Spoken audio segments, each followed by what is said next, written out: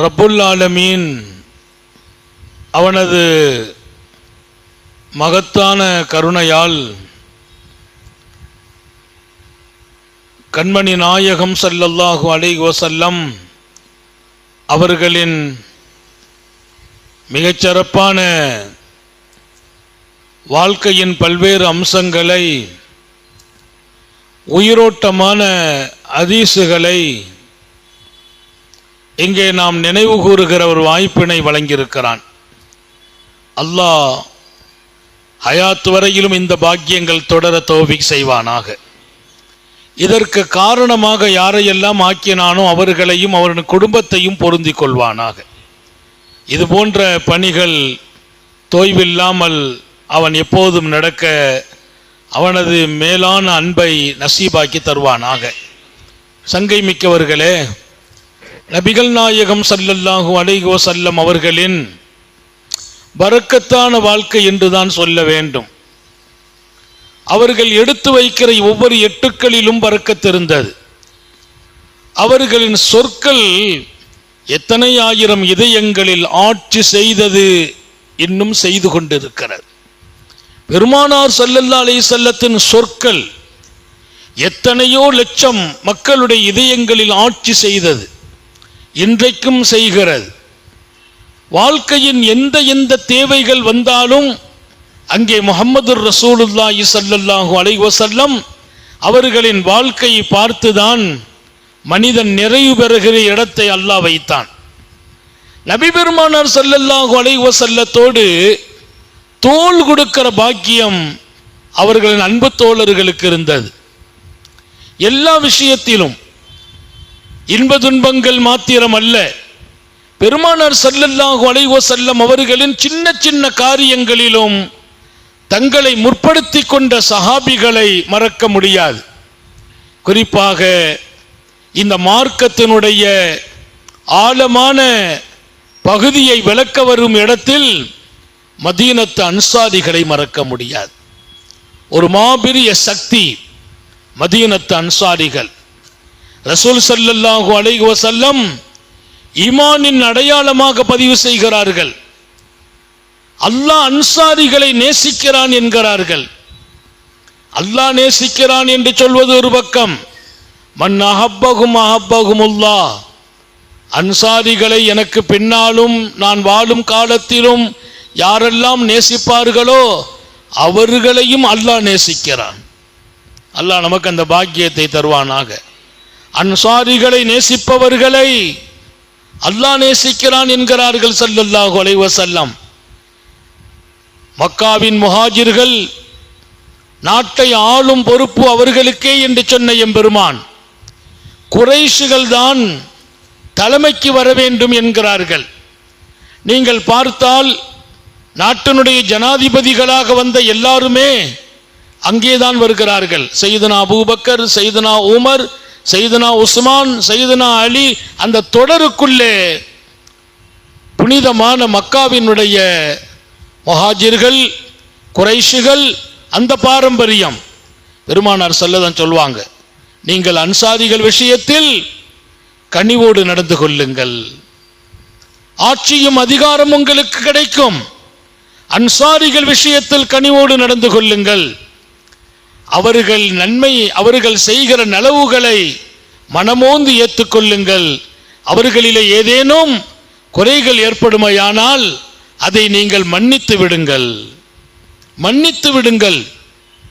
அன்சாரிகளை பற்றி பெருமானார் ஸல்லல்லாஹு அலைஹி வஸல்லம், மக்கள் ஒரு பாதையை தேர்ந்தெடுத்து போகிறார்கள் என்றால் நான் அன்சாரிகள் போற பாதையிலேயே செல்வேன் என்றார்கள். மக்கள் ஒரு பாதை, அன்சாரிகள் இன்னொரு பாதை. நான் போகும் பாதை அது அன்சாரிகள் போகிற பாதையாக இருக்கும். எல்லாரும் ஒரு பாதையில போறாங்க, அன்சாரிகள் வேறு ஒரு பாதை என்றால் அந்த பாதையில் என்னை பார்க்கலாம் என்றார்கள் ஸல்லல்லாஹு அலைஹி வஸல்லம். அவங்களை தூக்கி வைத்த இடம் ரொம்ப பெரிய இடம். ஒரே ஒரு கட்டம் மாத்திரம் ஒரு சின்ன வருத்தம் ரசூல் ஸல்லல்லாஹு அலைஹி வஸல்லத்துக்கு ஏற்படுது. மதீனத்து அன்சாரிகள் நபி பெருமானாருடைய புனிதமான ஒரு போர்க்களம், அந்த போர்க்களத்திலே கிடைத்த வெற்றி, அதிலே கிடைத்த கனிமத், இது எல்லாத்தையும் நபிகள் நாயகம் மக்காவின் முஹாஜிர்களுக்கு பங்கு வச்சு கொடுத்துட்டாங்க. குறிப்பாக ஃபத்ஹு மக்காவிலே இஸ்லாத்தை தழுவிய புதிய மூமின்களுக்கு கொடுத்திருக்கிறாங்க. அந்த யுத்தம் ஹுனைன் யுத்தம். இன்னும் ரசூல் ஸல்லல்லாஹு அலைஹி வஸல்லம் மதீனாவில் இருந்து மக்கா வந்தவர்கள் மதீனா திரும்பல்ல, மதீனாவுக்கு போகாமல் மக்காவில் இருக்கும் காலத்தில் நடைபெற்ற யுத்தம் ஹுனைன். அதுல மிகப்பெரிய வெற்றி கிடைத்தது. ஆடு மாடு ஒட்டகம் பொருள்கள் இது எல்லாத்தையும் முஹாஜிர்களுக்கு புதிய முஸ்லிம்களுக்கு பங்கு வச்சிட்டாங்க. அப்ப அன்சாரிகள்ல சில இளைஞர்கள் சின்ன வயசு பிள்ளைங்க யக்ஃபிருல்லாஹு ரசூலல்லாஹ்னு சொல்லிட்டாங்க. அல்லாஹ் ரசூலுல்லாவை மன்னிக்கணும்னு சொன்னான். அல்லாஹ் ரசூலுல்லாவை மன்னிக்க வேண்டும். அது ஒரு அழகான வார்த்தை இல்லை. நம்ம சொல்லுமா அல்லாஹ் தான் உன்னை மன்னிக்கணும், அல்லாஹ் தான் உன்னை மன்னிக்கணும், ஏதோ ஒரு பெரிய தப்பு செய்த மாதிரி. போர்க்களங்களில் எல்லாம் பெருமானாட்ட ஒரு பழக்கம் இருக்குது. யுத்தம் நடந்துகிட்டே இருக்கும், எதிரிகள் அங்கங்க ஓடிவாங்க, யாழல் அன்சார் அன்சாரிகளேன்னு சத்தம் கொடுப்பாங்க. முஹாஜிர்கள் இருக்கிறாங்க, ஆனா ரசூல் கூப்பிடுறது யாழல் அன்சார் அன்சாரிகளேன்னு சத்தம் கொடுப்பாங்க. கொடுத்த உடனே அவங்க பதில் உடனே சொல்லுவாங்க, லப்பைக்க வ சஅதை வ நானு மாக், நாங்கள் யா ரசூலல்லாஹ் அடிபணிந்தோம், தங்களுடன் தான் இருக்கிறோம். எங்கெங்க ஓடி வரும்போது எதிரிகள் அன்சாரிகள் என்ன ஒரு குரல் வரும். எப்போதுமே நபி அவர்கள் அந்த வார்த்தையை பயன்படுத்துவாங்க. இந்த இளைஞர்கள் கொஞ்சம் இந்த இடத்துல பேசிட்டாங்க, ஏதாவது போர்க்களத்தில் பிரச்சனைன்னா அன்சாரிகளே தான் கூப்பிடப்படுகிறது, ஆனா காசு வரும்போது கனிமத் வரும்போது அது வேற பக்கம் போயிருது அப்படின்னு சொல்லிட்டாங்க. அது ஒரு வருத்தத்துக்குரிய செய்தி. அந்த செய்தி பெருமானார் ஸல்லல்லாஹு காதுல விழுந்த போது உடனே சொல்லிட்டாங்க, அன்சாரிகளை பூரா ஒரு இடத்துல ஒன்று சேருங்கன்றாங்க. அன்சாரிகளை ஒன்று சேருங்க, அந்த இடத்துல வேற யாரும் வரக்கூடாது, அவங்க மட்டும்தான் இருக்கணும், மற்றவங்க இங்கே உள்ள வர வேண்டான்ட்டாங்க. அன்சாரிகள் மட்டும் ஒன்று சேர்த்தாங்க. சேர்த்து வச்சுட்டு ரசூல் கேட்குறாங்க, பெருமானார் ஸல்லல்லாஹு அலைஹி வஸல்லம் அன்சாரிகளை கூப்பிட்டு கேட்குறாங்க, அன்சாரிகளே, ஏழைகளாக இருந்த உங்களை என்னை வைத்தே அல்லாஹ் பணக்காரனாக ஆக்கினான். எல்லாரும் எப்படி விளங்கி வச்சிருந்தோம், அன்சாரிகள் தான் இந்த தீனுக்கு பெரும் உதவியாளர்கள், அது உண்மை. அன்னலார் இப்ப கேட்கிறாங்க, மாத்தி கேட்கிறாங்க, ஏழையாக இருந்தீர்கள், நான் வந்ததால் நீங்கள் பணக்காரராக மாறினீர்கள், அறிமுகம் இல்லாமல் இருந்தீர்கள், என்னை கொண்டு அறிமுகமானீர்கள், நீங்கள் கண்ணியத்தை பெறவில்லை, நான் வந்ததால் கண்ணியம். அடுக்கடுக்காக பெருமானார் சொல்ல சொல்ல அவங்க உடனே ஆமா, அல்லாஹ்வும் ரசூலும் தான் எங்களுக்கு உபகாரம் செய்தார்கள். அன்சாரிகள் தீனுக்காக பாடுபட்டார்கள், உதவி செய்தார்கள், அன்சாரிகளை மறக்க முடியாது. அன்னலார் இங்கே ஒரு அழகான பாடத்தையும் நடத்துகிறார்கள். நான் வந்ததால் அன்சாரிகள், எங்களை கொண்டே உங்களை அல்லாஹ் செல்வந்தர்கள் ஆக்கினான். அப்படி சொல்லிட்டு இன்னொரு வார்த்தையை சொன்னாங்க, நீங்க வேணும்னா இப்படி சொல்லுங்களே, நீங்க ஒண்ணும் இல்லாம வந்த போது நாங்க ஆதரவு கொடுத்தோமே, வீடு வாசல் இல்லாம வந்து நின்ன போது வீடு வாசலை கொடுத்தோமே, மனைவி இல்லாம இருந்த போது நீங்கள் வீட்டு பெண்களை கல்யாணம் முடிச்சு கொடுத்தோமே, சொல்லுங்க அப்படின்னாங்க. யார சொல்லலாம், அப்படியெல்லாம் நாங்க சொல்றதுக்கு இல்லை, உங்களுக்கு செய்தி கிடைச்சிச்சு, அந்த செய்தி நாங்க யாரும் பேசல, எங்களில் பெரிய மனிதர்களோ தங்கள் மீது உயிருக்கு உயிராக வாழ்கிற யாரும் பேசல, சில இளைஞர்கள் பேசிவிட்டார்கள் என்று சொன்னபோது அந்த இளைஞர்கள் வந்து மன்னிப்பு கேட்கிறாங்க. அப்ப ரசூல் சொன்ன வார்த்தை புகாரி ஷரீஃப்ல பதிவாகும், உங்களுக்கெல்லாம் ஒரு உண்மையை உணர்த்துகிறேன், நான் மக்காவிலே இருக்கிறேன். அவங்களுக்கு என்ன ஒரு கவலை வந்துச்சுன்னா, மக்காவுல ரசூலுல்லாஹ் ரமலான் பிற 20க்கு வந்தவர்கள் இங்கே பல மாதங்களாக, 1 மாதம் 2 மாதம் ஆக போது, இன்னும் மக்கா விட்டு புறப்படல. அவங்களுக்கு ஒரு கவலை வந்துட்டு சொந்த நாட்டில் இருந்துருவாங்க, நம்ம கூட மதீனா வரமாட்டாங்கிற ஒரு எண்ணம். ஆனா இங்கே எதிர்பார்க்கப்படுது பெருமானார் மக்காவினுடைய தலைவராக இருப்பார்கள் என்கிற எண்ணம் ஏற்பட்டு இருக்கிறது. அது மக்காவாசிகளிலும் இருந்தது, மதீனாவாசிகளும் நினைக்கிறார்கள். பெருமானார் ஸல்லல்லாஹு அலைஹி வஸல்லம், நான் இப்போது ஒரு உண்மையை சொல்லுகிறேன், நான் உங்களுக்கு கொடுக்கவில்லை, அவர்களுக்கு கொடுத்தேன். அன்சாரிகளே, முஹாஜிர்களுக்கு கொடுத்தேன். சமீபத்தில் இஸ்லாத்தை ஏற்றுக்கொண்டவர்கள் அவங்க உள்ளம் ஈமானோடு பலப்படுவதற்காக கொடுத்திருக்கிறேன்.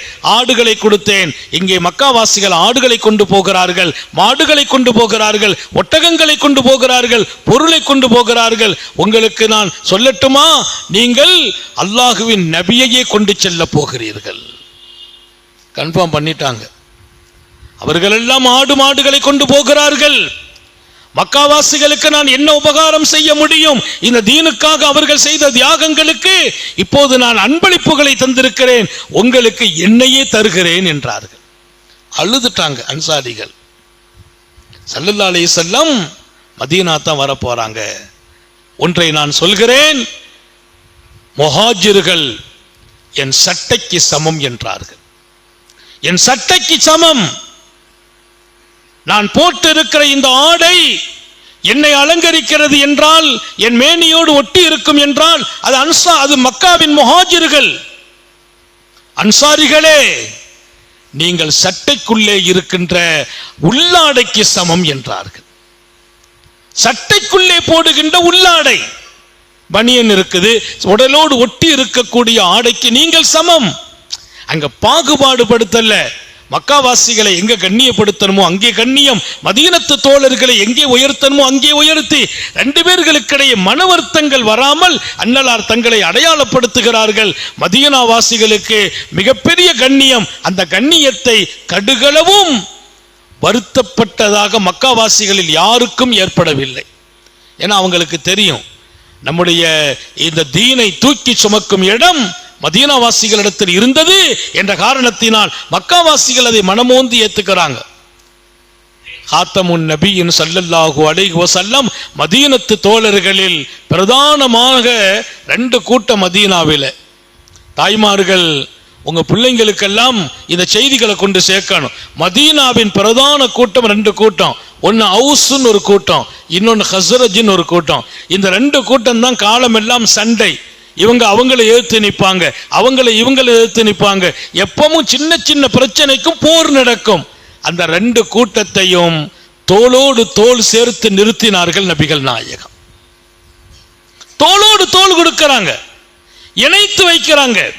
அந்த 2 கூட்டம் தான் இந்த தீனின் பலமாக.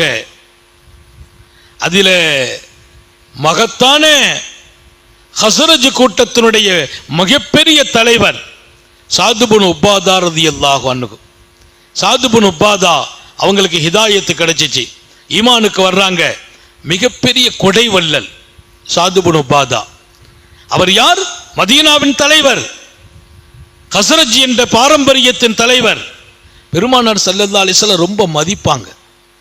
அதுல பெரிய பாக்கியம், அவர் பெருமானார் ஸல்லல்லாஹு அலைஹி வஸல்லம் வீட்டுக்கு பக்கத்து வீட்டில் இருக்கிறார். சாத் இப்னு உபாதா பெருமானார் ஸல்லல்லாஹு அலைஹி வஸல்லத்துக்கு பக்கத்தில் அவங்க வீடு. அவங்களுக்கு என்னன்னா பெரிய கொடை வள்ளல். அடிக்கடி பெருமானார் ஸல்லல்லாஹு அலைஹி வஸல்லம் வீட்டுக்கு அவர் உணவு கொடுத்துக்கிட்டே இருப்பார். திடீர்னு சாப்பாடு அனுப்பி விடுவார், திடீர்னு பால் அனுப்புவார், திடீர்னு பழங்கள் அனுப்புவார். வந்துகிட்டே இருக்கும் அவருடைய அன்பளிப்பு. அவருடைய அன்பளிப்பு நிற்கவே முடியாது. ஏன்னா ஸல்லல்லாஹு அலைஹி வஸல்லம் பக்கத்தில் அவருக்கு ஆசை எல்லாம் அன்னலாருக்கு கொடுத்து கொண்டே இருக்க வேண்டும். பெருமானார் ஸல்லல்லாஹு அலைஹி வஸல்லம் சொல்வாங்க, நான் அதிகமாக சாப்பிட்டது சாத் இப்னு உபாதாவுடைய உணவை என்று சொல்லும் அளவிற்கு அந்த மாபெரிய தலைவர் உத்தம நபி ஸல்லல்லாஹு அலைஹி வஸல்லம் அவர்களுக்கு விருந்தோம்பல் கொடுத்து கொண்டே இருக்கிறாங்க. ஒரு தடவை ஸல்லல்லாஹு அலைஹி வஸல்லத்துக்கு சாப்பாடு, பெருமானார் சாப்பிடுறாங்க, உணவு வைக்கிறார், சாப்பிட்டு முடிக்கிறாங்க.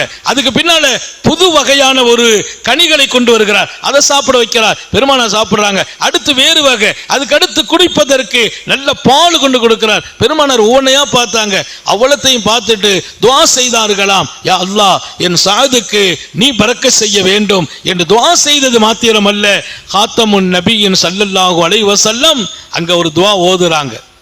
அக்கலத் ஆமக்குமுல் அப்ரார் வஸல்லத் அலைக்குமுல் மலாயிகா வஅஃப்தர இந்தக்குமுஸ் ஸாயிமூன். இன்னைக்கு விருந்து சாப்பிட்டுட்டு ஓதுற துஆவாக அது அங்கீகரிக்கப்பட்டிருக்குது. அந்த வீட்டில் வச்சு ஓதுறாங்க, அக்கலத் ஆமக்குமுல் அப்ரார், உங்கள் வீட்டு உணவை மிக உயர்ந்த மனிதர்கள் அல்லாஹ்வின் நல்லடியார்கள் சாப்பிடட்டுமாக. உங்க வீட்டில் விருந்து சாப்பிடுறவங்க யாரா இருக்கட்டும், அப்ரார்கள், அல்லாஹ்வின் தொடர்புடையவர்கள், உங்கள் வீட்டு உணவை சாப்பிடட்டும். வஸல்லத்து அலைக்குமுல் மலாயிகா, மலக்குகள் உங்களுக்கு துஆ செய்வார்களாக. உங்களுக்கு யார் துஆ செய்யணும்? மலக்குகள். வஅஃப்தர இந்தக்கும் ஸாயிமூன், உங்கள் வீட்டில் நோன்பாளிகள் நோன்பு திறக்கட்டுமாக. அல்லாஹ் நோன்பாளிகளை உங்கள் வீட்டில் நோன்பு திறக்க வைக்கட்டும். உங்கள் உணவை சாலிஹீன்கள் சாப்பிட வேண்டும்.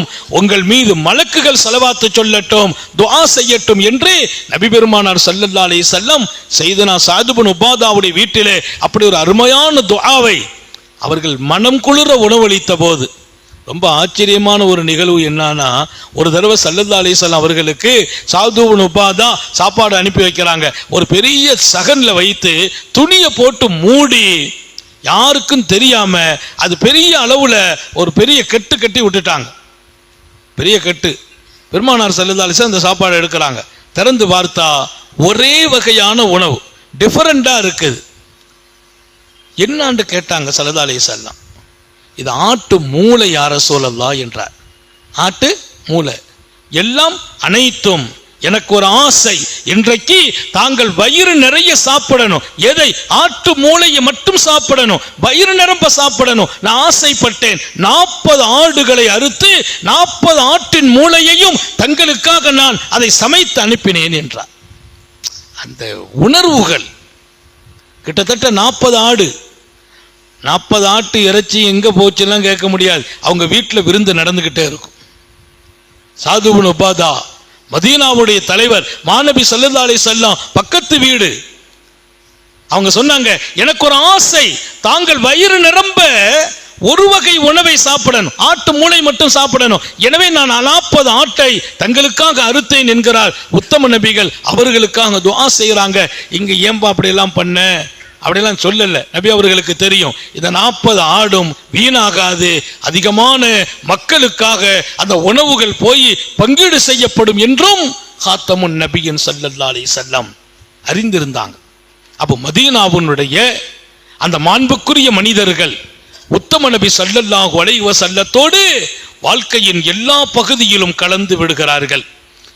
இன்னொரு பக்கம் நீங்க சொல்லணும்னா, அதிகமாக ஈமானுக்காக போர்க்களங்களிலே ஷஹீதானவர்களுடைய பட்டியல், ஷஹீதானார்களே இந்த தீனுக்கு, அந்த பட்டியலை எடுத்தால் அதிகமான ஷுஹதாக்கள் அன்சாரிகள். பீரமௌனா நடக்குது, பீரமௌனா. அதுல 70 அன்சாரிகள் ஷஹீதாக்கப்பட்டாங்க. 70 பேர். இப்படி ஒரு பெரிய பட்டியலை போட்டு தர்றாங்க. அன்சாரிகள் எவ்வளவு பேர் இந்த தீனுக்காக தங்கள் உயிரை தியாகம் செய்தார்கள் என்று இதை முழுக்க முழுக்க உணரும் இடத்தில் முஹாஜிர்கள் இருந்தாங்க. அதனால ஸல்லல்லாஹு அலைஹி வஸல்லம் அன்சாரிகளை தூக்கி வைக்கிற போது அந்த கூட்டம் வருத்தப்பட மாட்டாங்க.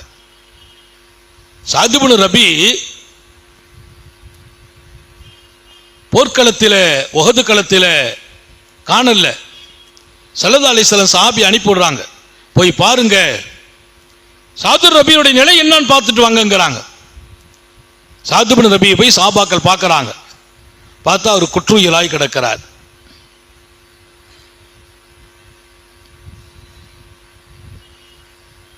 கண்களில் இருந்து கண்ணீர் வடிகிறது. அவர் சொன்னார், நபி பெருமானார் உங்களை விசாரிச்சுட்டு வர சொன்னாங்க, நீங்கள் என் சலாமை நபி அவர்களுக்கு சொல்லுங்கள், என் சலாமை சொல்லுங்கள்.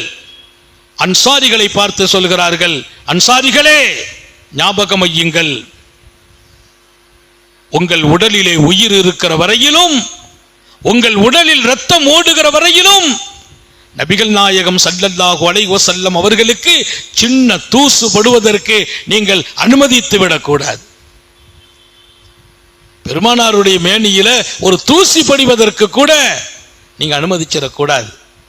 காத்தமுன் நபியின் ஸல்லல்லாஹு அலைஹி வஸல்லம் அவர்களுக்கு ஏதேனும் ஒரு சின்ன சூழ்நிலை ஏற்படுமா, கஷ்டம் ஏற்படும் என்றால் உங்களை நான் அல்லாஹ்வை கொண்டு எச்சரிக்கிறேன் என்று சொல்லிவிட்டு பெருமானாருக்கு என் சலாத்தை சொல்லிவிடுங்கள் என்று சொன்னார்.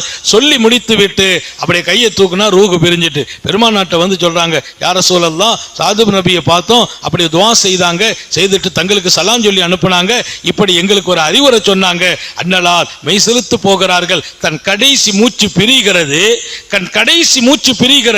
பிரியும் போது என் மனைவி என்ன நிலை என்ன, பிள்ளைகள் நிலை என்ன, குடும்ப நிலை என்ன, எதையும் பேசவில்லை. பெருமானார் மீது தூசுப்பட்டால் நீங்கள் கவனம். அன்சாரிகளுக்கு அவர் ஒரு அன்சாரி. எப்படிப்பட்ட அன்சாரி? சையதுனா அப்துர் ரஹ்மான் இப்னு அவுஃப் ரலியல்லாஹு அன்ஹு அவர்களை ஸல்லல்லாஹு அலைஹி வஸல்லம் அவங்க வீட்டில் தான் சேர்த்து வச்சாங்க. நீங்க ரெண்டு பேரும் சகோதரர்களா இருங்கன்னாங்க. அப்துர் ரஹ்மான் இப்னு அவுஃப் அந்த வீட்டில் தான் குடியிருக்கிறாங்க. அவர் சொன்னார், உங்களை என்கிட்ட ஒப்படைச்சிட்டாங்க, எங்க வீட்டில் கீழ்ப்பகுதி இருக்கு, மாடி பகுதி இருக்குது, உங்களுக்கு ஒரு பொசிஷனை தந்துடுறேன், நான் ஒரு பொசிஷனில் உட்காந்துக்கிறேன். எனக்கு 2 மனைவி இருக்கிறாங்க, ஒரு மனைவியை நான் தலாக் சொல்லிடுறேன், நீங்க கல்யாணம் முடிச்சுக்கங்க. எனக்கு சொத்து இருக்குது, என் சொத்துல பாதி சொத்து உங்களுக்கு கொடுத்துட்றேன்னா. அப்துர் ரஹ்மான் இப்னு அவுஃப் ரலியல்லாஹு அன்ஹு அப்படியே கொஞ்ச நேரம் அந்த செய்தியை பூரா மனம் குளிர கேட்டுட்டு அவர் மகிழ்ச்சி அடைவார் என்று நினைத்தார். கையை காட்டினாங்க, நில்லுங்கள், நானும் விளக்கம் சொல்லுகிறேன் என்கிறார்கள். நமக்கெல்லாம் அப்படி ஒரு செய்தி சொல்றதுக்கு ஆள் இருந்தா போதும். என் சொத்துல பாதியை தர்றேங்கிறாரு, என் வீட்டில் ஒரு பாகம் உங்களுக்குங்கிறார், என் ஒரு மனைவியை தலாக் சொல்லி உங்களுக்கு நிக்கா செய்து தர்றேங்கிறாங்க. அமைதியா கேட்டுட்டு மனம் குளிர்ந்து சொன்னாங்க, அல்லாஹ் உங்களுக்கு ரஹ்மத் செய்யட்டும். இப்படி ஒரு உள்ளத்தை கொடுத்த ரப்பு இப்படி ஒரு உள்ளத்தை உங்களுக்கு கொடுத்திருக்கிறானே, அது எனக்கு ஒரு பெரிய நிறைவு. அல்ஹம்துலில்லாஹ். பஜாரு கடை வீதி எப்படி போகணும், அங்க போனா நான் பார்த்துக்கிடுவேன், எனக்கு கடை வீதியை மட்டும் காட்டுங்க, நான் ஒரு தொழிலை துவக்கி அல்லாஹ்வுடைய கிருபையில என் வாழ்வாதாரத்தை உண்டாக்கிறேன்னாங்க. இல்லப்பா, எங்க வீட்டுக்கு வந்தவங்களுக்கு எங்க பொறுப்புன்னாங்க. ஏத்துக்கிடல. கடை வீதியில் போய் வியாபாரம் பண்ணாங்க. அப்படி வியாபாரம் பண்ணிட்டு கிடைச்ச பரக்கத்தை கொண்டு போய் உத்தம நபியின் தர்பாரில், யா ரசூலல்லாஹ், வியாபாரம் பண்ண பரக்கத்து கிடைச்சிச்சு, கையில கொடுத்தாங்க. பெருமானார் வச்சுக்கப்பான்னாங்க. இல்லை யா ரசூலல்லாஹ், இது பரக்கத். பெருமானார் கையில வாங்கிட்டு சொன்னாங்களா, பாரக்கல்லா பீமா அன்பக்தா ஒபீமா அம்சக்தா, நீ எதை செலவு செய்தாயோ அதிலும் அல்லாஹ் பரக்கத் செய்யட்டும், நீ எதை உனக்காக வச்சிருக்கிறாயோ அதிலும் பரக்கத் செய்யட்டும்னாங்க. அந்த துஆ எவ்வளவு பெரிய அங்கீகாரம். சையதுனா அப்துர் ரஹ்மான் இப்னு அவுஃப் உலக பணக்காரராக அறிவிக்கப்படுகிறார். உலக பணக்காரர். கொஞ்சம் கூடுதல் என்றெல்லாம் இல்லை. அல்லாஹ் கொடுத்த அவங்களுடைய பொருளாதாரம் அவ்வளவு பெரிய பொருளாதாரம். எந்த அளவிற்கு கொடுக்கிறாங்க? ஹஜ்ரத் ஆயிஷா நாயகி ஒரு கட்டத்தில் துஆ செய்தாங்க, அல்லாஹ்வே அப்துர் ரஹ்மான் இப்னு அவுஃப் அவர்களுக்கு சுவனத்து பானத்தை நீ குடிக்க கொடுப்பாயாக. யாரு? ஆயிஷா நாயகி. அல்லாஹ்வே ஜஞ்சபீல் ஜன்னா, சொர்க்கத்தினுடைய ஜஞ்சபீல் என்று நீ சொல்கிறாயே, அந்த பானம் அப்துர் ரஹ்மான் இப்னு அவுஃபுக்கு நீ குடிக்க கொடு அப்படின்னு துஆ செய்தாங்க. சொல்லிட்டு கேட்டாங்க எல்லாரும், என்னமா அப்துர் ரஹ்மான் இப்னு அவுஃபுக்கு விசேஷமான துஆ? ஆம், அவர்கள் எங்களை நபியின் மனைவிமார்களை கடைசி வரைக்கும், நபியினுடைய மனைவிமார்கள் யார்ட்டையும் தேவையாக கூடாது, அவங்க வசந்தமாக வாழணும்னு எங்க பேர்ல மிகப்பெரிய நிலத்தை எழுதி வைத்தார். பெரிய சொத்தை யாருக்கு? ரசூல் ஸல்லல்லாஹு அலைஹி வஸல்லம் மனைவியர்களுக்கு. யாரு? கையில 10 ரூபாய் இல்லாம மதீனா வந்த சஹாபி. எங்க வீட்டில் பாதி வீட்டை தர்றேன்னு சொல்றாங்க. சாது இப்னு ரபி, வேண்டாம், நான் கடை வீதிக்கு போகிறேன், அந்த கடை வீதியில போய் சம்பாதிச்சு கொஞ்சம் காசை சேர்க்கல, ரசூல்கிட்ட கொண்டு கொடுத்த போது அல்லாஹ் உனக்கு பரக்கத் செய்யட்டும், அந்த துஆ அவரை மிகப்பெரிய இடத்துல கொண்டு நிறுத்தியது. காசு வரணும் அப்படிங்கிறத விட வந்த காசை விசாலமா செலவு செய்யற மனசும் வரணும். அல்லாஹ் எல்லாருக்கும் தௌஃபீக் செய்வானா. பணம் வர வேண்டும், அதை செலவு செய்கிற மனமும் வரணும். நிறைய பேர் சம்பாதிக்கணும் ஆசைப்படுறாங்க, சேமிப்பிலேயே கவனம் வைக்கிறாங்க. சேமிப்பை ஒன்றும் அல்லாஹ்வோ ரசூலோ தடை செய்யவில்லை. ஆனால் நீங்கள் எதை சேமிக்கிறீர்களோ அது உங்கள் சந்ததியர்களுக்கு, எதை செலவு செய்கிறீர்களோ அதுதான் உங்களுக்கு என்றார்கள் நபிகள் நாயகம். சந்ததிகளுக்கு சேமிக்கணும், நமக்கு செலவு செய்யணும். நம்ம கொடுக்கிறோம் நல்ல வழிகளிலே, மார்க்க வழிகளிலே, ஏழைகளிலே, அல்லாஹ்வின் பாதைகளிலே கொடுப்பதெல்லாம் உங்களுக்கு. நீங்க திடீர்னு மௌத்தானீர்களோ, படுத்து மௌத்தானீர்களோ, காலம் கடந்து மௌத்தானீர்களோ, நீங்க கொடுத்தது பூரா உங்க கபூர்ல வந்து நிற்கும். அல்லாஹ் எல்லாருக்கும் தௌஃபீக் செய்வானாக. வச்சுட்டு போனது நிக்குமானா நிக்காது. பையங்க நல்லா இருந்தா நன்மை கிடைக்கும். பையங்க அதை தப்பான வழியில அழிச்சிட்டான்னா அது இன்னும் நமக்கு சுமையா போயிடும். பிள்ளைகளுக்கு வைக்க வேண்டும், ஆனால் விசாலமான உள்ளம் நமக்கும் இருக்க வேண்டும். இருக்கிற வரைக்கும் நிரம்ப செலவு செய்யணும். அத பெருமானார் சொல்றாங்க, பாரக்கல்லாஹு ஃபீமா அன்ஃபக்தா, நீ செலவு செய்தா அல்லவா அதில் அல்லாஹ் பரக்கத் செய்யட்டும். அப்ப செலவு செய்ததுல தான் பரக்கத். முதல்ல ஹாத்தமுன் நபியின் ஸல்லல்லாஹு அலைஹி வஸல்லம் கேட்ட அற்புதமான அந்த துஆ. அடுத்து சையதுனா ஔஸ் கூட்டத்தினுடைய தலைவர், முதல்ல ஹஸ்ரஜ் கூட்டத்துடைய தலைவர், மிகப்பெரிய அங்கீகாரம், மிகப்பெரிய கொடை வள்ளல், ஈமானுக்கும் இஸ்லாத்திற்கும் அவருடைய மிகப்பெரிய பொருளாதாரம், பல்லாயிரம் மக்களுக்கு அவர் வாரி வழங்கினார். திடீர்னு மக்காவில இருந்து பெரிய கூட்டம் வந்தாங்க இல்லையா, அவங்கள சாப்பாடு ஒவ்வொரு நாளும் கூட்டு போறது. பெருமானார் சொல்லுவாங்க, கூட்டு போயிடுங்க. ஒரு அன்சாரி சாபி வருவார், நான் ஒரு ஆளை கூட்டு போறேன்னு கூட்டு போறேன். இன்னொருத்தர் வருவார், நான் 2 பேரை கூட்டு போறேன். இன்னொருவர் 3 பேரை கூட்டு போறேன். இங்க ஆயிரக்கணக்கான மக்கள் வந்து உட்கார்ந்து இருக்கிறார்கள். இவர்களுக்கு வீடு இல்லை, வசதிகள் இல்லை, உணவுகள் செய்வதற்கு இடம் இல்லை. அன்சாரிகள் கூட்டு போவாங்க, எங்க வீட்டுக்கு 2 பேர், எங்க வீட்டுக்கு 3 பேர், நான் 5 பேர், நான் 7 பேர், அவங்க கூட்டு போறாங்க. ஹஸரத் சையதுனா சாத் பின் உபாதா, அந்த கொடை வள்ளல், 40 ஆட்டை அறுத்து மூளையை கொடுக்கிறார் பாருங்க. அவர் வந்து பாப்பா யா ரசூலல்லாஹ், இவங்களை பூரா நான் கூட்டு போயிடுறேன், 80 பேர் இருக்கிறாங்க, 80 பேர் எங்க வீட்டுக்கும் பார். 80 பேரை சாது பின் உபாதா கூட்டு போறாங்க. எப்படி சமைச்சிருப்பாங்க, என்ன செய்வாங்க? தினமும் விருந்து கொடுப்பவர்களின் வீட்டில் பரக்கத்தே நிற்கும் என்பார்கள். அல்லாஹ் நமக்கு தௌபீக் செய்வானா. இன்னைக்கெல்லாம் விருந்தாளிகள் வந்தா தட்டி கழிக்கிறவங்க நிறைய இருக்கிறாங்க. விருந்தாளி மதிய நேரத்தில் வீட்டுக்கு வந்துட்டாங்கன்னா ஒரு டீயை கொண்டு கொடுத்துடுறது. அது டீ கொடுக்குற நேரமா? அது டீ கொடுக்குற நேரமா? வந்துட்டீங்க, சாப்பிட உட்காருங்க, நம்ம வீட்டில் தான் சாப்பிட்டு போகணும்னு சொல்றது இல்லை. உங்களை பார்த்தா சாப்பிட்டுட்டு வந்த மாதிரி தெரியுதுங்கிறது. இப்போ அவர் என்ன செய்வார், பாவம் பூ போல இஞ்சி போயிடுவார். அவங்க சாப்பிட்டுட்டேன் அப்படின்னு எஞ்சிடுவார். சாப்பிட்டுட்டு தான் போகணும். பொதுவாக ஒரு பழக்கம் வச்சுக்கணும். நாங்கள் சாதாரணமாக அங்கே வரக்கூடிய நம்மளை சந்திக்க வர்றவங்களை கூட மதிய நேரம் வந்துட்டா விடுறதில்லை. சொல்வேன், சாப்பிட்டுட்டு போங்க. இல்லை அதில் அங்கே இருக்கு, இங்கே இருக்கு, உட்காருங்கன்னு ஃபோனை பண்ணி அங்கங்கே இருந்து சாப்பாடை வர வச்சு இங்கே வச்சு சாப்பாடு நடக்கும். இது பெருமைக்கெல்லாம் சொல்லலை, அந்த நேரம் விருந்து கொடுக்கிற நேரம். விருந்தாளி வந்தால் அவர் வந்து போவதால் உங்கள் குடும்பத்தின் பாவங்கள் மன்னிக்கப்படும். நாங்க ஸல்லல்லாஹு அலைஹி வஸல்லம், உங்க வீட்டில் வந்து விருந்தாளி சாப்பிட்றாரா, உங்க குடும்பத்தில் எல்லாருக்கும் பாவ மன்னிப்பு கிடைக்கும். அதுவும் சாலிஹீன்கள் நல்லவர்கள் வந்து சாப்பிட்டாங்கன்னா உங்க வீடே பரக்கத்தாயிடும். அல்லாஹ் எல்லாருக்கும் தௌபீக் செய்வானாக. சில விஷயங்களை வந்து அலட்சியம் காட்டிடக்கூடாது, நடந்துகிட்டே இருக்கணும். நம்ம அடுத்த தலைமுறைகளுக்கு பழக்கப்படுத்தணும், நம்ம பிள்ளைங்களை பழக்கப்படுத்தணும். அதிகமா விருந்து கொடுக்க சொல்லி கொடுக்கணும். விசாலமா செலவு செய்ய கற்றுக் கொடுக்கணும். விசாலமாக செலவு செய்கிற முன்மாதிரியே அன்சாரிகள். ஓ யூசிரூன அலா அன்ஃபுஸிஹிம் வலவ் கான பிஹிம் கஸாஸா. அல்லாஹ் சொல்றான், அவங்க வந்து எப்படி நிலைமையில வாழ்ந்தாங்கன்னா மற்றவர்களை தேர்ந்தெடுப்பார்கள். இது குர்ஆன் ஷரீஃபில் அல்லாஹ் இறக்கின வசனம். அன்சாரிகளை பற்றி இறக்குகிறான். ஓ யூசிரூன அலா அன்ஃபுஸிஹிம், தங்களை விட மற்றவர்களை தேர்ந்தெடுப்பார்கள். எப்படி தேர்ந்தெடுக்கிறாங்க? வலவ் கான பிஹிம் கஸாஸா, அவங்களுக்கு தேவை இருக்குது. தேவை இல்லாமலாம் இல்லை, அவங்களுக்கு தேவை இருக்குது. அந்த தேவையை மறைச்சிட்டு அடுத்தவங்களை தேர்ந்தெடுத்துருவாங்க. தனக்கு தேவை இருக்கும், தான் சாப்பிட்றது இல்லை, ஒரு முஹாஜிரை கூப்பிட்டு சாப்பாடு கொடுத்துருவாங்க. இஸ்லாம் எப்படி மறக்கும் அன்சாரிகளை? எனவே அன்சாரிகளினுடைய இன்னொரு பகுதி நான் சொன்னேன், ஔஸ். அந்த கூட்டத்தின் மாபெரிய தலைவர் சையதுனா சஅத் பின் முஆத். இங்கே சஅத் பின் உபாதா, ஹஸ்ரஜ் கூட்டத்தினுடைய கொடை வள்ளல் சாத் பின் உபாதா அங்கே தலைவர். சாத் பின் முஆத் ஔஸ் கூட்டத்தின் தலைவர். இவங்களுக்கெல்லாம் ஹிதாயத்து கிடைச்சிச்சு சையதுனா முஸாப் இப்னு உமைருடைய கருத்தில். முஸாப் இப்னு உமைர் அவர் ஒரு வாலிபர். அவர் தான் இவங்களை எல்லாத்தையும் சந்திச்சு அல்லாஹ்வை ரசூலை சொன்ன போது எல்லாரும் களிமா ஏத்துக்கிட்டாங்க. ஹஸரத் சையதுனா சாத் பின் முஆத் மிகப்பெரிய மனிதர். எந்த அளவுக்கு மிகப்பெரிய மனிதர்னு சொன்னா, ஊர்ல அவருக்கு இருந்த மரியாதை பெரியது. மதீனாவினுடைய தலைவர். அவர் கலிமாவை ஏத்துக்கிட்டார். கலிமாவை ஏத்துக்கிட்டு அல்லாஹ்வுடைய திருப்தி பெறணும், ரசூலுல்லாஹ் அங்க வரணும்னு சொன்னார். எப்போ வருவாங்க முஹம்மது ரசூலுல்லாஹ்? சீக்கிரமா வரணும்.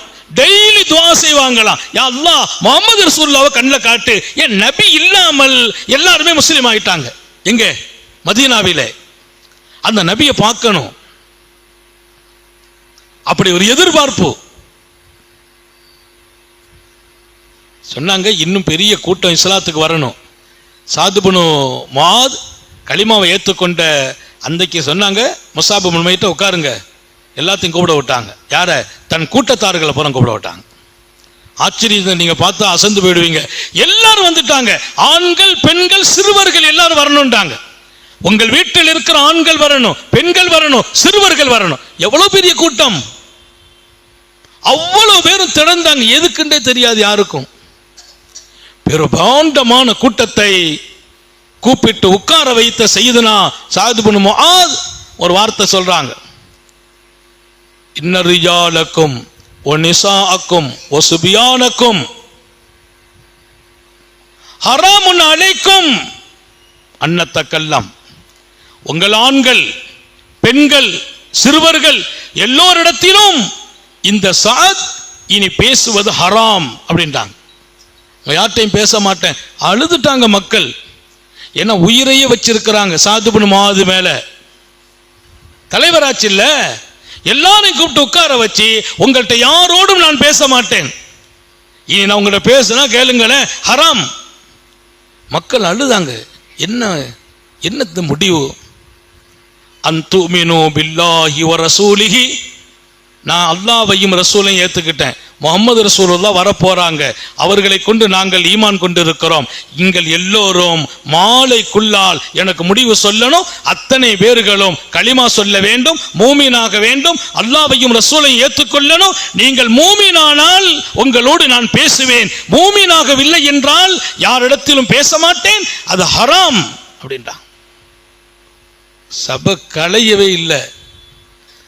எந்த வீட்லையும் ஆள் இல்லை. மதீனாவினுடைய பெரும் பாரம்பரியத்தின் தலைவர், ஆண்கள், பெண்கள், சிறுவர்கள் மொத்த கூட்டமும் இதாயத்துக்கு வந்தால் பேசுவேன், இல்லைன்னா பேச மாட்டேன். அந்த சபலம் கலை இல்லை. மாலை வரைக்கும் டைம் சொன்னாங்க. மாலை வரைக்கும் எங்க பொறுக்கிறது? அப்படியே கூட்டம் கூட்டமாக எழுந்திருக்கிறாங்க. எழுந்திருச்சு எல்லாரும் சொன்னாங்க, நாங்கள் அத்தனை பேரும் களிமா சொல்லி விடுகிறோம், நீங்கள் பேசுங்கள், முஹம்மது ரசூலுல்லாஹ்வை நாங்களும் எதிர்பார்க்கிறோம். அன்றைக்கு காலையில இருந்து மதியம் தொகருக்குள்ள பல்லாயிரம் பேர்கள் ஹஜ்ரத் சையதுனா சாத் இப்னு முஆதினுடைய அந்த வார்த்தைக்கு பின்னால் அவ்வளவு பேர் களிமா சொல்லிட்டாங்க. மறக்க முடியுமா? பெருமானார் ரொம்ப மதிப்பளிச்சாங்க. யாருக்கு? சாத் இப்னு முஆதுக்கு. சாத் இப்னு முஆத முனாஃபிக்குகள் கொஞ்சம் குறைச்சு பேசுனாங்க. ரொம்ப சின்ன காலத்துல போயிட்டாங்க. கந்தக் யுத்தம் முடிஞ்சிச்சு. அதுல ஒரு கடுமையான தாக்குதல் ஏற்பட்டுச்சு. உடல்நல குறைவாயிட்டாங்க சாத் இப்னு முஆத். அவங்களால நடக்க முடியல, சரியான அடி உடம்புல. ஸல்லல்லாஹு அலைஹி வஸல்லம் மஸ்ஜிதிலேயே ஒரு டென்ட் போட்டு ஒரு மருத்துவமனையை உண்டாக்கி அங்க அவர்களுக்கு சிகிச்சை கொடுக்க வச்சுட்டாங்க.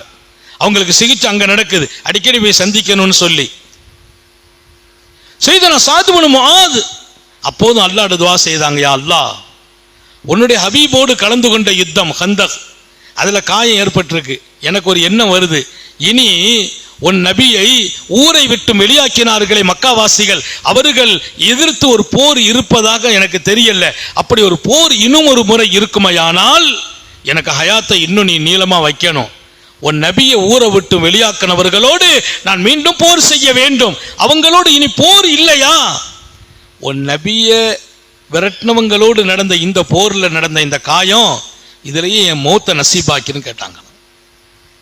மௌத்தை கேட்கக்கூடாது, மௌத்தை கேட்கக்கூடாது. கஷ்டத்தை தாங்க முடியல, அல்லாஹ் என்னை மௌத்தாக்கிரு நீ கேட்காதே நாங்க ஸல்லல்லாஹு அலைஹி வஸல்லம். அல்லாஹ் கொடுத்த பெரிய வாய்ப்பும் நசீபும் வாழ்வது. நிறைய பேர் கஷ்டத்தை தாங்கல, எனக்கு மௌத்த குடுன்னு கேட்கிறவங்க இருக்கிறாங்க. கஷ்டத்தை தாங்காம தற்கொலை செய்தவங்க இருக்கிறாங்க. எங்கேயாவது போய் குதிச்சிடுறது. நான் கேட்கிறேன், வாழ்வதற்கு தான் வாழ்க்கை. வாழ்க்கையில கஷ்டம் வரும், சோதனை வரும், துன்பம் வரும், அதற்காக உயிரை இழப்பதா? மௌத்தை கேட்பதா? மரணத்தை கேட்காதீர்கள். லா தஸ்அலுல்லாஹல் மௌத், அல்லாஹ் இடத்திலே மௌத்தை கேட்காதீர்கள். இன்னும் சொன்னாங்க ஸல்லல்லாஹு அலைஹி வஸல்லம், வலா ததமன்னவுல் மௌத், மௌத்தை கேட்காதீங்க மட்டும் சொல்லல, மௌத்தை ஆசைப்படாதீர்கள். நான் மௌத்தானா நல்லா இருக்குமே அப்படின்னு கூட ஆசைப்படக்கூடாதான். மௌத்து வரும்போது ஏத்துக்கங்க. மரணம் வந்தால் ஏத்துக்கிறோம், மரணமானா தாவல்லையே. நீ வாழ்வதுதான் பாக்கியம். அல்லாஹ் நம்ம எல்லாருக்கும் நீண்ட ஆயுளை தருவானாக. நீண்ட ஆயுள் பாக்கியம். நம்ம வீட்டில் வயசானவங்க இருக்கிறாங்கன்னா அவங்க போனா தாவல்லன்னு நம்ம நினைக்க கூடாது. அவங்க இருக்கிறது தான் வீட்டுக்கு பரக்கத். பெரியவங்க இருக்கிற வரைக்கும் வீட்டுக்கு பரக்கத். நம்ம நண்பர் ஒரு தடவை உஸ்மானியாவிலிருந்து நான் வரும்போது வீட்டுக்கு போகிறார். நான் அவர்கிட்ட கேட்டேன், அவள் வாப்பா கொஞ்சம் சோமி இல்லை, இப்போ வாப்பா எப்படி இருக்கா, நல்லா இருக்காளா, துவா செய்யுங்க ஹஸரத்துன்னார். அர்த்தம் வேற மாதிரி இருக்கப்பா, வாப்பா நல்லா இருக்காங்களாம் கேட்டால் துவா செய்யுங்கன்னார். அவர் நல்ல மனுஷன், ஊருக்கு எங்கள் ஊரில் பெரிய மனுஷன் அவர். இப்போ எப்படி இருக்காங்க, வாப்பா எல்லா பௌசையும் பார்த்துட்டாங்க ஹஸரத், துவா செய்யுங்க. எல்லா பௌசையும் பார்த்தாச்சு அப்படின்னா என்ன அர்த்தம்? போக வேண்டிய வேலை தான் பாக்கி இருக்குது. வாப்பா நல்லா இருக்காங்கன்னா அதுக்குள்ள பதில் வரல. வாப்பா எல்லா போஸ்டையும் பார்த்துட்டாங்க, பேரம்பேத்தியை பார்த்தாச்சு, எல்லாத்தையும் பார்த்தாச்சு, துவா செய்யுங்க ஹஸரத்துன்னார். சரிங்க, இப்போ எப்படி இருக்காங்க, நீங்கள் துவா செய்யுங்க ஹஸரத். கடைசியில் நான் நைஸாக கூப்பிட்டு கேட்டேன், என்னங்க போகிறது தான் நல்லதுன்னார். அவர் போகிறது அவருக்கு நல்லது, இருக்கிறாரு, கஷ்டம், யாரும் பார்க்கறதுக்கு ஆள் இல்லை. அவர்கள் வாழ்வதும் இருப்பதும் அவர்களுக்கு மாத்திரம் பாக்கியம் அல்ல, நமக்கு பாக்கியம். அல்லாஹ் தௌஃபீக் செய்வானாக. வீட்டில் வயசானவங்களை அனுப்பணும்னு நினைக்கக்கூடாது. அவங்க வாழ்வது வீட்டுக்கே பரக்கத். நம்முடைய தாய் வாழ்ந்தால் நாம் பாக்கியம் பெறுகிறோம், நமது தந்தை வாழ்ந்தால் நாம் பாக்கியம் பெறுகிறோம். அல்லாஹ் நமக்கும் நம்முடைய பெற்றோர்களுக்கும் பிள்ளைகளுக்கும் இருக்கிற வரையிலும் ஹயாத்திலும் சுகத்திலும் பரக்கத் செய்வானாக. முடங்கிடக்கூடாது, யாருக்கும் சுமையா இருந்துடக்கூடாது. கடைசி வரைக்கும் ஆரோக்கியமா இருக்கணும். கொடிய நோய்களில் இருந்து அல்லாஹ் பாதுகாப்பானாக. அடிக்கடி கேட்கிறது, ஆஸ்பத்திரி வாழ்க்கையிலிருந்து பாதுகாப்பானாக. நிறைய பேர் மாட்டிக்கிறாங்க, ஒரு குறிப்பிட்ட நாள் கவனிக்கிறாங்க, அப்புறம் கவனிக்கவும் முடியல குடும்பத்தில். அப்படியெல்லாம் ஒரு நிலை வராமல் இறுதி மூச்சு வரையிலும் அல்லாஹ் சுகத்தோடும் சுய நினைவோடும் நம்ம சொந்த வேலையை நாமே பார்த்து வாழச் செய்வானாக. நம்ம வேலையை நம்ம பார்க்கணும், நம்ம பிள்ளைங்கள்ட்ட கூட வேலை வாங்கக்கூடாது. சாத் இப்னு முஆத் கேட்கிறார், மதீனாவினுடைய தலைவர், யா அல்லாஹ், உன் ஹபீபை ஊரை விட்டு வெளியாக்கினார்களே, அவர்களோடு என் உயிர் உள்ளவரையிலும் நான் போராட வேண்டும். கந்தக்கு தான் கடைசி யுத்தம். மக்காவிலிருந்து அவங்க புறப்பட்டு வந்தாங்க பாருங்க, அதுல கடைசி யுத்தம் கந்தக். ஏன்னா கந்தக்கில் ஒரு வார்த்தை ரசூல் சொன்னாங்க, இனி அவர்கள் வரமாட்டார்கள், நாமே போவோம் என்றார்கள். அதான் மக்கா வெற்றிக்கு வர்றாங்க. இனி அவங்க வரமாட்டார்கள். பத்ருக்கு வந்தாங்க, உஹதுக்கு வந்தாங்க, கந்தக்கு வந்தாங்க. நம்ம போய் போர் செய்யல, அவங்க மதீனா உள்ள என்றாகிறாங்க. நம்ம மக்காவுக்கு போகல, நம்மளை தாக்க வந்தாங்க. இனி வரமாட்டார்கள் என்றார்கள் பெருமானார். இவங்க சொல்றாங்க, அவர்களை எதிர்த்து ஒரு யுத்தம் இருந்தால் இன்னும் எனக்கு ஹயாத்த பிச்சை போடு அல்லாஹ், நான் வாழணும். உன் நபிய நாட்டை விட்டு வெளியாக்கினவங்களை, அவங்களை எதிர்த்து எத்தனை முறை யுத்தம் இருந்தாலும் நான் வாழணும். அது இல்லைன்னா, உன் ஹபீபை எதிர்த்து வந்தவங்களோடு நடந்த யுத்தத்தில் தான் இந்த காயம் வந்திருக்கு. இந்த காயத்தை என் மௌத்துக்கு காரணமாக்கிடு. அவங்க கேட்டது மௌத்தை கேட்கல, எனக்கு ஷஹாதத்து, ஷஹீதாகணும். அந்த ஷஹீதுங்கிறது இந்த காயத்தில் ஆயிட்டேன்னா இது அல்லாஹ்வுடைய பாதையில் உள்ள காயமாக ஆயிருக்கு. அதை கேட்டாங்க. திடீர்னு ஜிப்ரீல் அலைஹிஸ்ஸலாத்து வஸ்ஸலாம் ரசூல் ஸல்லல்லாஹு அலைஹி வீட்டில் வந்து நிற்கிறாங்க. ஜிப்ரீல் அலைஹிஸ்ஸலாம் வந்து நிற்கிறாங்க. யா ரசூலல்லாஹ், பூமியில் என்ன நடக்குதுன்னு கேட்டாங்க. என்ன நடக்குது இந்த பூமியில? பெருமானார் ஸல்லல்லாஹு அலைஹி வஸல்லம் என்னான்னு பார்க்கறாங்க. இங்க இருந்து இப்படி ரத்தம் அப்படி பாஞ்சு வருது, மஸ்ஜிதுக்குள்ள வெளியில ரத்தம் வருது. அல்லாஹ்வுடைய சிம்மாசனம் கொஞ்சம் அசைஞ்சிட்டு சொல்லிட்டு சொன்னாங்களா, வானலோகத்தின் கதவுகளை எல்லாம் அல்லாஹ் திறந்து வைக்க சொல்லி இருக்கிறான். இன்றைக்கு இந்த பூமியிலிருந்து பாக்கியம் நிறைந்த ஒருவருடைய ரூஹ் வருகிறது என்று மலக்குகள் வானத்தின் கதவுகளை திறந்து வைத்திருக்கிறார்கள். அப்பதான் ரசூலுல்லாஹ் உள்ள வர்றாங்க. அந்த காயம் வெடிச்சு ரத்தம் அப்படி மடை போல் ஓடுகிறது. சாது பின் முஆத் வஃபாத்தா இருக்கிறாங்க. அவங்க வஃபாத். அந்த வஃபாத்துல யார் வந்திருக்கிறார்? ஜிப்ரீல் அலைஹிஸ்ஸலாத்து வஸலாம். என்ன சொல்றாங்க? மலக்குகள் எல்லாம் வானத்தின் கதவை திறந்து வைத்திருக்கிறார்கள். எவ்வளவு பெரிய இடத்தை பெற்றுக்கிட்டாங்க அந்த அன்சாரி பெருமக்கள். இந்த தீன், இந்த மார்க்கம் காலத்திற்கும் மறக்க முடியாத அன்சாரிகளை, அவர்களின் தியாகத்தை, அவர்களின் கொடைத்தன்மையை, அவர்களின் ஈமானின் பலத்தை, அவர்களின் உள்ளத்தின் விசாலத்தை, அவர்களின் அன்பை, அவர்களின் கருணையை, தூய இதயத்தை உலகத்துக்கு சப்பளை பண்ணிட்டு போயிருக்கிறாங்க. மாமனிதர்கள். அவங்க ஜனாசாவை தூக்குறாங்க. மக்கள் பேசிக்கிறாங்க, என்ன பாடி உள்ள இருக்க மாதிரி தெரியலையே, எப்படி ஜனாசா சந்துக்குள்ள வச்சு தூக்கியாச்சுங்க, பாடி இல்ல, ஏன்னா வெறும் சந்துக்கு மாதிரி இருக்குது. அந்த செய்தி தூக்குனது சாபாக்கள், சாபாக்கள் தூக்குறாங்க, பாடி இல்ல, சந்துக்கு தான் இருக்குது, வெயிட்டே இல்ல. இந்த செய்தி லேசா கசஞ்சி முனாஃபிக்குகள் இருக்கான் பாருங்க, அவனுக்கு என்ன வேணும், ஏதாச்சும் நடக்கணும். நாட்டில் சில பேர் இருக்காங்க, எந்த நன்மை நடந்தாலும் ஏதாவது ஒரு யாரை பற்றியாவது கொஞ்சம் நேரம் பேச இடம் கிடைக்குமான்னு பார்த்துக்கிட்டே இருப்பாங்க. ஒரு வாய்ப்பு தானே.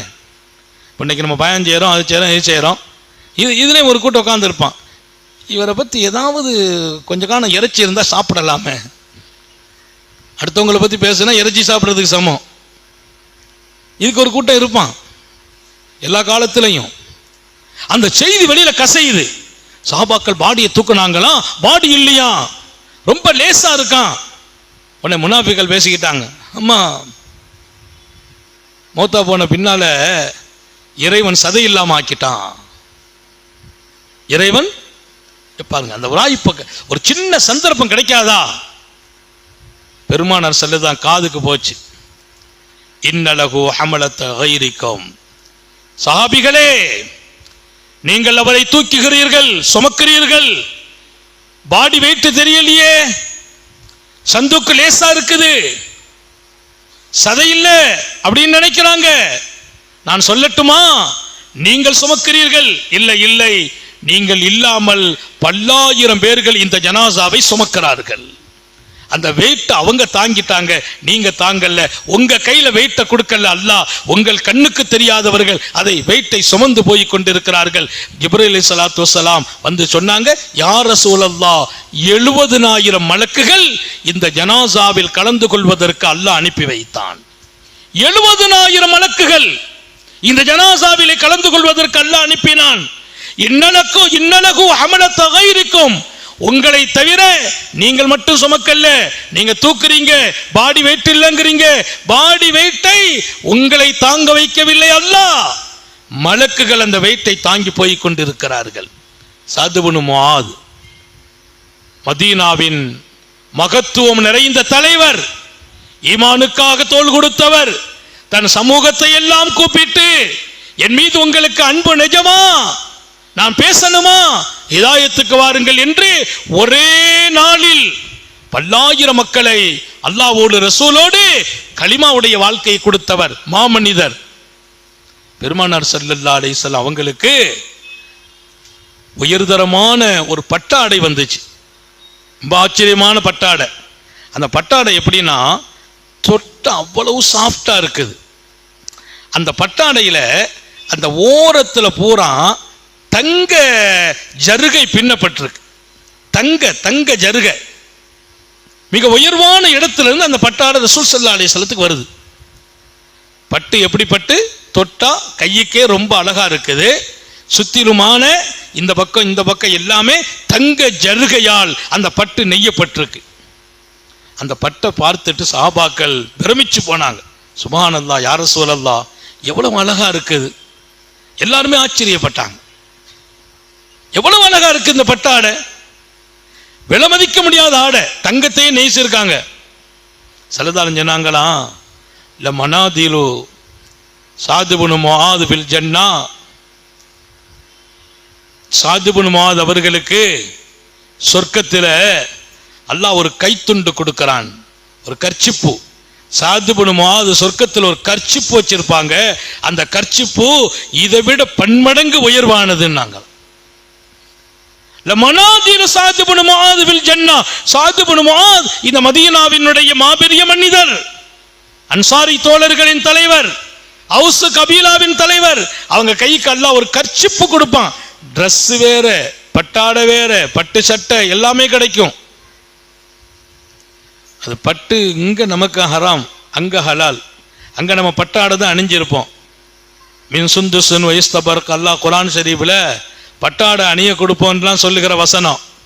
தராவி துஆவில் கேட்பாங்க, யா அல்லாஹ் எங்களை நாளைக்கு பட்டாடை அணிந்து சொர்க்கத்தில் அந்த உயர்வான ஆடைகளை கொடு அப்படின்னு தராவி தொழுதுட்டு துவா கேட்டுக்கிட்டு இருப்போம். ரமதானில் கேட்டால் கபூல் ஆகும்.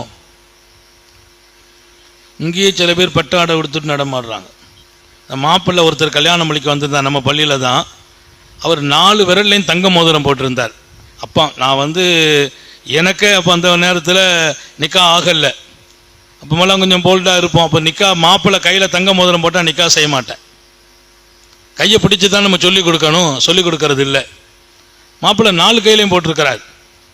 அப்போ நான் அப்படியே பார்த்தேன், அது கொஞ்சம் அசைச்சேன் லேசாக. என்னன்னா அது ஸ்ட்ராங்காக இருந்தால் கழட்ட முடியாது. கையை ஒலி கொடுக்க கையை பிடிச்சிட்டு லேசாக அசைச்சல, டப்புன்னு கையை உருவிட்டார்.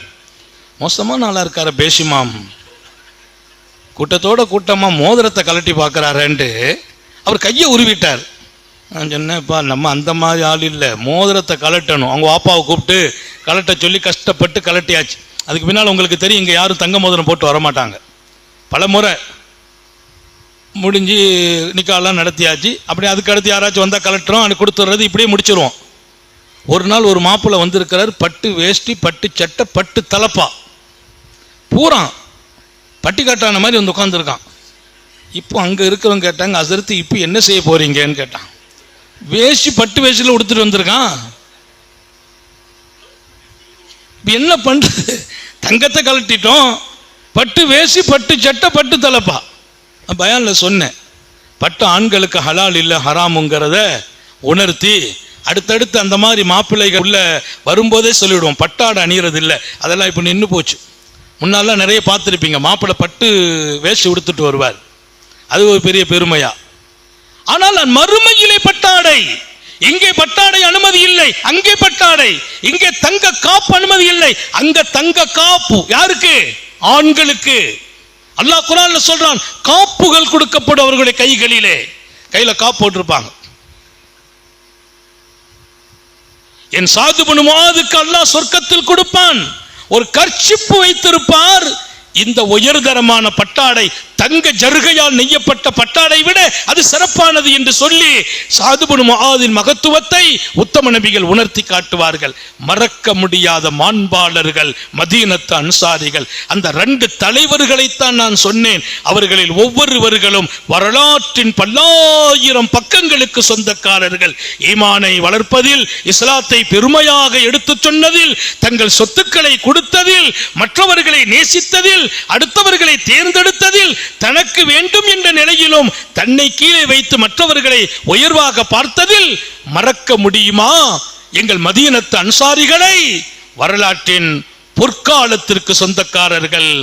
மாமநபி வல்லல் ஸல்லல்லாஹு அலைஹி வஸல்லம் அவர்கள் சென்ற மதீனாவை வாழ்க்கையாக கொண்டிருந்த அந்த மக்கள் ஆயிரம் பிரச்சனைகளில் வாழ்ந்தவர்களை அன்னலார் உலகம் போற்றும் இடத்தில் கொண்டு நிறுத்தினார்கள். ஹைர் அல்ஹம்துலில்லாஹ். நேரம் கடந்து போய்விட்டதாலே அன்சாரிகளினுடைய அந்த குணங்களுக்கு நாம் வாரிசாகணும். நம்ம உள்ள விசாலமாகணும், கொடுக்கும் உள்ளம் வரணும், மற்றவங்களை மதிக்கும் எண்ணம் வரணும், ஈமானுக்காக பாடுபடணும், ஈமானுக்காக உழைக்கணும். ஈமானை கொண்டு நான் அனுபவிப்பது மாத்திரமல்ல, என் தலைமுறைகள் எல்லாம் ஈமானோடு வாழணும். நாளைய தலைமுறைகள் ஈமானை தன் வாழ்க்கையாக கொண்டு இருக்கணும். அந்த உணர்வை அன்சாரிகளிடத்திலிருந்து நாம் பாடம் படிக்கணும்.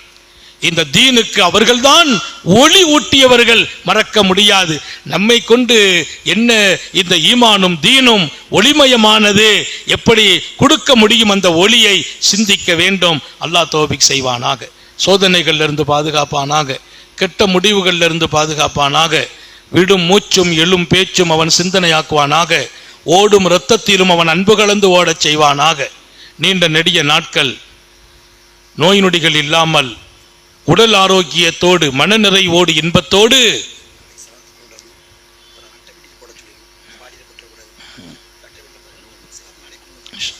அல்லாஹுவை நின்று வணங்கி வழிபட்டு வாழும் நசீபையும் பாக்கியத்தையும் எல்லாம் அல்ல அல்லாஹ் உங்களுக்கும் எனக்கும் நம்மை ஈன்றெடுத்த தாய் தந்தையர்களுக்கும் நமது மனைவி மக்கள் உற்றார் உறவினர் யாவருக்கும் கொடுத்து அருள் புரிவானாக.